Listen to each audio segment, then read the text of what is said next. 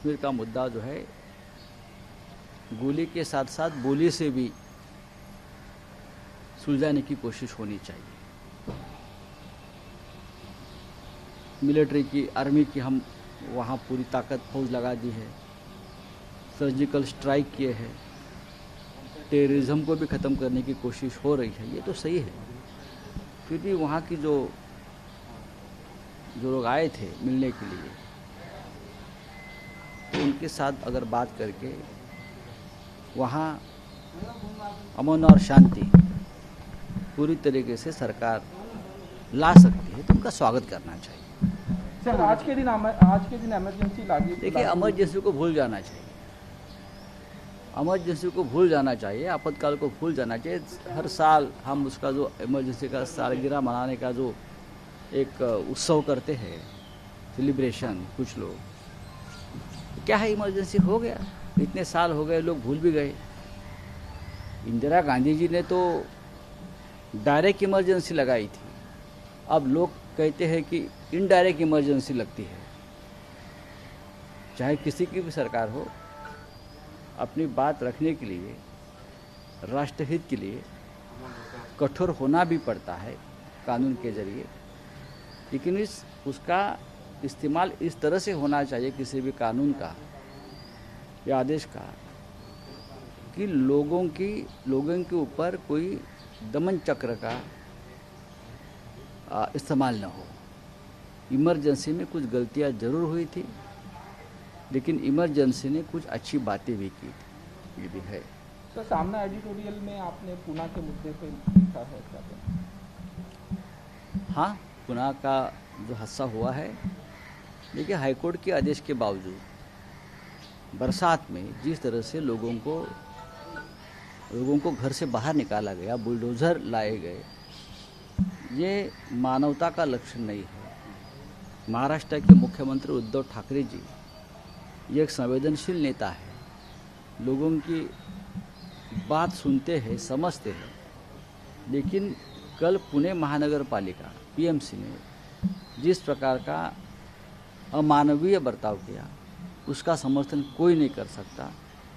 कल मैंने देखा है कि हमारी पार्टी के जो मंत्री है, नगर विकास मंत्री एकनाथ शिंदे जी ने पूरी प्रक्रिया को स्टे दिया है और हम लोगों के साथ हैं। सर, मराठीमध्ये सांगा, ज्या प्रकारे काल पुण्यामध्ये ठोक कारवाई करण्यात आली, पुण्यामध्ये ओढ्यातल्या घरांसंदर्भात जो घाईघाईनं निर्णय महानगरपालिकेने घेतला की लहान मुलं, वृद्ध, महिला यांची पर्वा न करता त्याच्यावर बुलडोझर फिरवले, लोकांना भर पावसाळ्यात बेघर केलं, निराधार केलं, तो आक्रोश जेव्हा आम्ही पाहिला तो लहान मुलांचा, महिलांचा, तर मला असं वाटलं, भले ती ओढ्यातली घरं बेकायदेशीर असतात, पण त्या बेकायदेशीर घरामध्ये सुद्धा माणुसकी दाखवायला पाहिजे।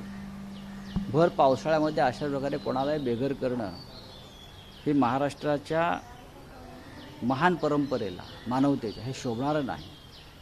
ज्या कोणी केला असेल त्यांच्यावर कठोर कारवाई व्हायला हवी। पुणे महानगरपालिकेमध्ये कोणाची सत्ता वगैरे सोडून द्या, पण प्रशासनानं सुद्धा इतकं कठोर होऊन चालत नाही। महाराष्ट्राच्या मुख्यमंत्रीपदी उद्धव ठाकरे यांच्यासारखा एक संवेदनशील नेता बसलेला आहे, तो संपूर्ण राज्याच्या जनतेला एक कुटुंब प्रमुख म्हणून त्यांचं वर्तन आहे। अशा वेळेला प्रशासनानं किंवा स्थानिक स्वराज्य संस्थातील वतनदारांनी इतकं भयंकर पद्धतीने वागणं हे महाराष्ट्राच्या प्रतिमेला आणि मुख्यमंत्र्यांच्या प्रतिमेला तडे देणार, म्हणून यापुढे ज्यांनी हे केलं असेल त्यांच्यावरती कठोर कारवाई होणं गरजेचं आहे। तर काल भाजप कार्यकारिणीची बैठक झाली, यामध्ये ठराव पास करण्यात आला। अनिल परब, अजित पवार यांच्यावर सीबीआय इन्क्वायरी बसवली। आज अनिल देशमुख यांच्या घरीही ईडीची रेड सुरू आहे। पहा की हे जे सगळं चाललेलं आहे, या सगळ्या गोष्टींमुळे प्रदेश कार्यकारिणीमध्ये सीबीआयचा ठराव जो झाला याचा मला आश्चर्य वाटतं। याचा अर्थ त्यांना असं वाटतंय का की सीबीआय आणि ईडी हे त्यांचे चारण्याचे सदस्य आहेत त्यांच्या पार्टीचे, असं त्यांना वाटत असावं की आम्ही सांगू तसं ऐकलं जाईल। आणि ह्याच्यामध्ये सगळ्यात जास्त अवमूल्यन ईडी आणि सीबीआय सारख्या संस्थांचं होतं आहे, हे स्पष्ट दिसतं आहे।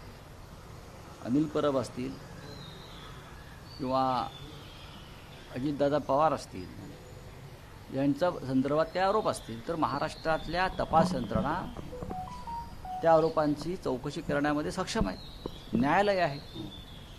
तुम्ही थेट राज्यामध्ये एक बैठक घेता आणि CBI ED ठीक आहे, तुम्ही असा एक ठराव करा की याचा तपास CIAने करावा, KGBने करावा किंवा अजून कोणी करावा, असा तर हेच ठराव व्हायचे बाकी आहेत किंवा आंतरराष्ट्रीय न्यायालयात जाण्याची भाषा करा. बघा हे कुठेतरी थांबवायला पाहिजे. 2 वर्ष सरकारला होत आली आहेत. यापुढली 3 वर्षसुद्धा उद्धव ठाकरे यांचं सरकार चांगल्या पद्धतीनं चालणार आहे आणि अशा प्रकारचं वर्तन करून ED आणि CBIचा वापर करून जर कोणाला वाटत असेल की महाराष्ट्रात त्यांचं सरकार येईल तर ते अंधारात चाचपडत आहेत, एवढंच मी सांगेन. हिंदी में जानना चाहूंगा सर, बदनाम करना हिंदी में चाहता जानना है। चाहूंगा ईडी और ये देखिए मैंने देखा है कि आज भी महाराष्ट्र देखिए ED या CBI से हमारा कोई व्यक्तिगत झगड़ा नहीं है. ये केंद्रीय जांच एजेंसी है. अगर ऐसी कोई बड़ी बात होती है जिसमें राष्ट्र का बहुत बड़ा नुकसान है, देश के ट्रेजरी को नुकसान है, मनी लॉन्ड्रिंग है, तो ज़रूर CBI और ED का उसमें आना मैं बहुत ही महत्वपूर्ण मानता हूँ. लेकिन जिस प्रकार के केसेस में आज ये जांच एजेंसी को ढकेला जाता है ये पूरी राजनीतिक मामला मुझे लगता है, सबको ये मालूम है.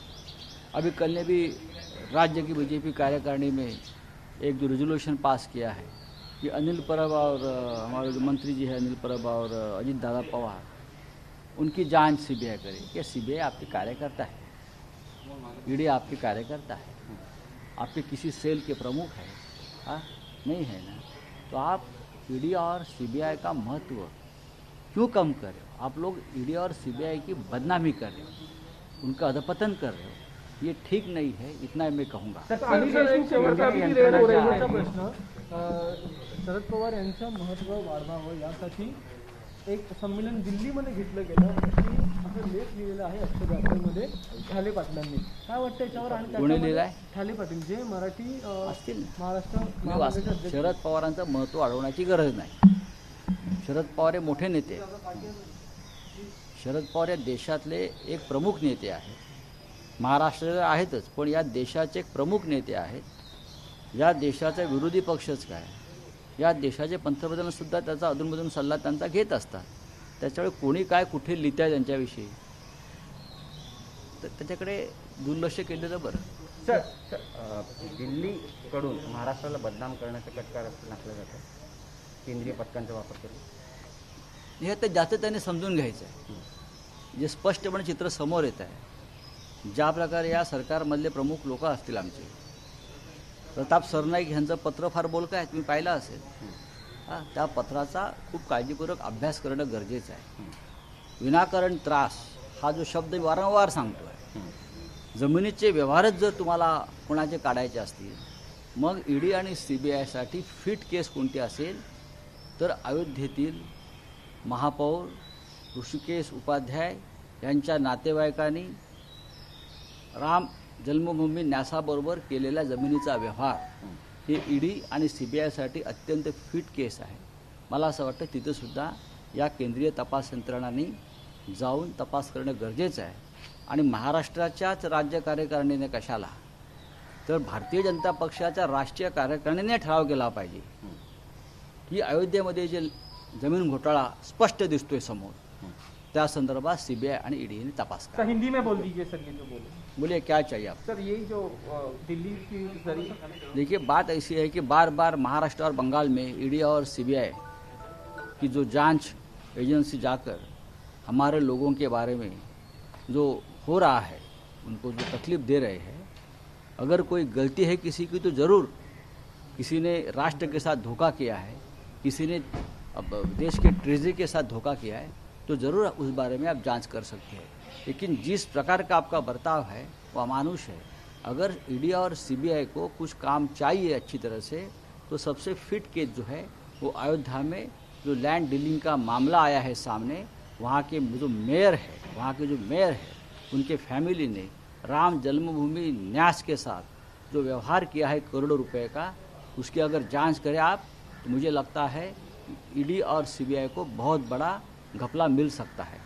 महाराष्ट्र के बीजेपी कार्यकारिणी ने जिस प्रकार से एक रेजोल्यूशन पास किया है, इस प्रकार का एक रेजोल्यूशन भारतीय जनता पार्टी के राष्ट्रीय कार्यकारिणी ने भी मंजूर करना चाहिए कि अयोध्या का लैंड डीलिंग के मामले में सीबीआई और ईडी ने जांच करनी चाहिए।